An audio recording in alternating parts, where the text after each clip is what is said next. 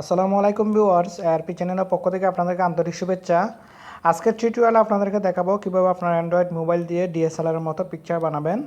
আমরা অনেকে এক্সপেক্ট করি যে আমাদের যদি একটা ডিএসএলআর ক্যামেরা থাকতো তাহলে আমরা ডিএসএলআর এর মতো ব্লুর ব্যাকগ্রাউন্ড দিয়ে পিকচার বানাতে পারতাম, কিন্তু সেগুলো খুবই এক্সপেন্সিভ হওয়ার কারণে আমরা অনেকে নিতে পারি না।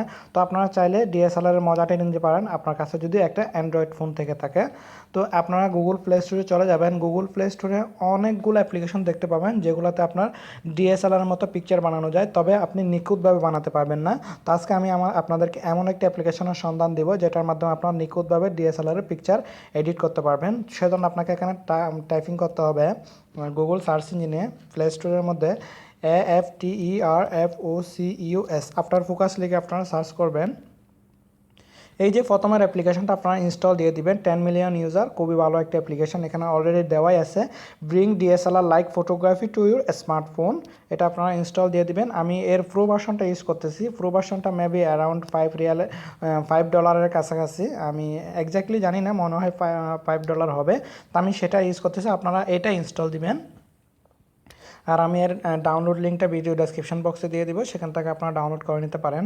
দেন আপনাকে কি করতে হবে, এটা ওপেন করতে হবে। আমি এটাকে ওপেন করব। আমার এখানে যেহেতু অলরেডি ইনস্টল আছে, আমি এই যে প্রো ভার্সনটা ওপেন করব।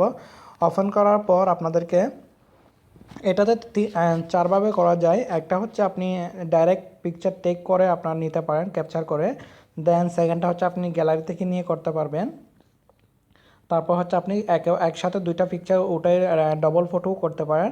তারপর আপনি যদি পূর্বের কোনো প্রজেক্ট থাকে আপনি আন্ডার দ্য প্রসেসিংয়ের মধ্যে রাখছেন, এডিট করবেন, সেগুলোও করতে পারেন। তো আমার এখানে এটা একটু ওপেন হতে টাইম নেই, যেহেতু এটা প্রো ভার্সন। আমি অনেকগুলো প্রজেক্ট অলরেডি রান করে রাখছিলাম, এডিটিং করতেছি, সেগুলোর মধ্যে রেখে দিয়েছি, যার কারণে এটা একটু প্রজেক্টগুলো লুট হতে টাইম নিচ্ছে। আপনাদের লুট হওয়ার জন্য টাইম নেবে না। আপনারা যখন এই যে আফটার ফোকাসটা ইনস্টল করবেন, ইনস্টল করার সাথে সাথে এটা ওপেন হয়ে যাবে।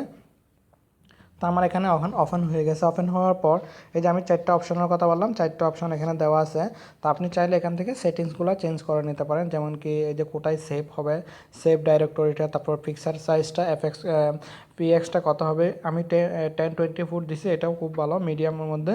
আপনি যদি হাই রেজলিউশনে দিতে চান তাহলে এখান থেকে এই যে 1920 PX দিতে পারেন। তারপর আর কোনো চেঞ্জ আপ করতে হবে না, আপনাকে সিলেক্ট করতে হবে। সিলেক্টে চলে যাবেন, আপনি একটা ফটো সিলেক্ট করবেন। আমি আমার গ্যালারিতে চলে যাব। গ্যালারিতে যাওয়ার পর সাপোজ আমি এই পিকচারটা নিব, ঠিক আছে, আমি এই পিকচারটা নিলাম।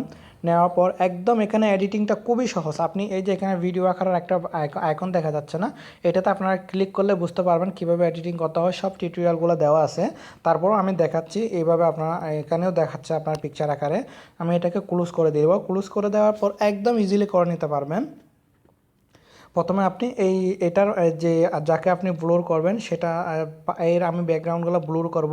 তো সেজন্য আপনাকে ওনাকে সিলেক্ট করতে হবে। আমি ওনাকে সিলেক্ট করব, জাস্ট এতটুকু সিলেক্ট করলাম, এভাবে সিলেক্ট করে দিব, ঠিক আছে। আমি ওনাকে এভাবে সিলেক্ট করে দিলাম। সিলেক্ট করার পর আপনাকে এই যে বিজি লেখা আছে না, ব্যাকগ্রাউন্ডে ক্লিক করবেন। ব্যাকগ্রাউন্ডে ক্লিক করে আপনি এইভাবে জাস্ট রাউন্ড করে ওনাকে এভাবে দিয়ে দিবেন।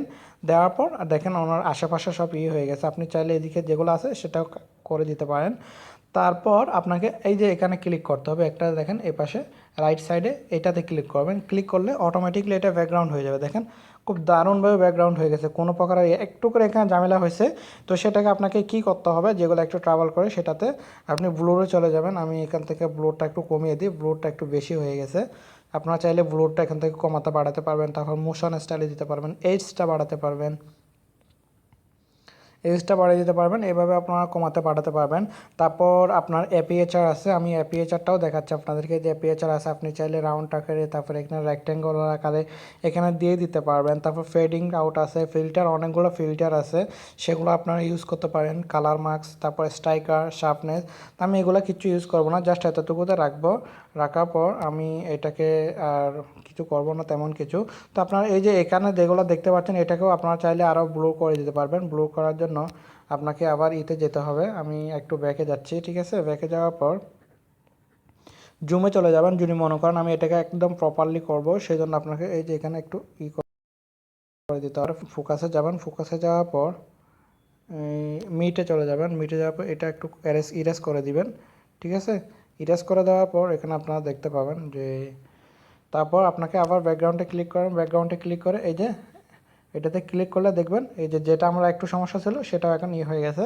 তো আপনারা একটু নিখুঁতভাবে যেগুলো একটু সমস্যা থাকে সেগুলো করে দিলে খুব সহজে আপনি ডিএসএলআরের মতো ব্লুর ব্যাকগ্রাউন্ড করে নিতে পারবেন। আর আপনার ডিএসএলআর ক্যামেরার যতগুলো ফিচার আছে প্রায় ম্যাক্সিমাম ফিচার এখানে দেওয়া আছে, যে অ্যাপিয়ারটা দেওয়া আছে, তারপর ফেডিংগুলো দেওয়া আছে, ফিল্টারগুলো দেওয়া আছে, ব্লুরের মধ্যে ইটস, তারপর লেন্স ব্লোর, তারপর মোশন ব্লোর, সবগুলো কিন্তু এখানে দেওয়া আছে।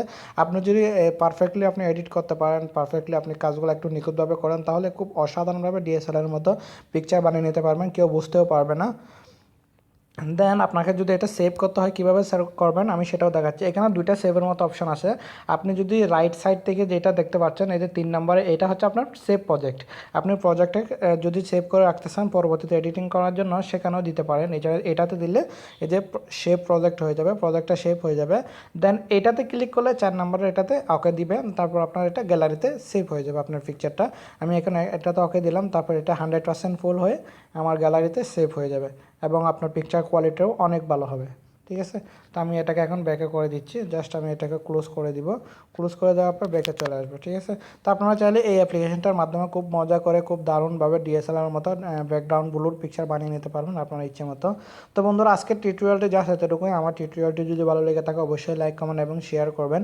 আমার চ্যানেলটি সাবস্ক্রাইব করবেন। ধন্যবাদ।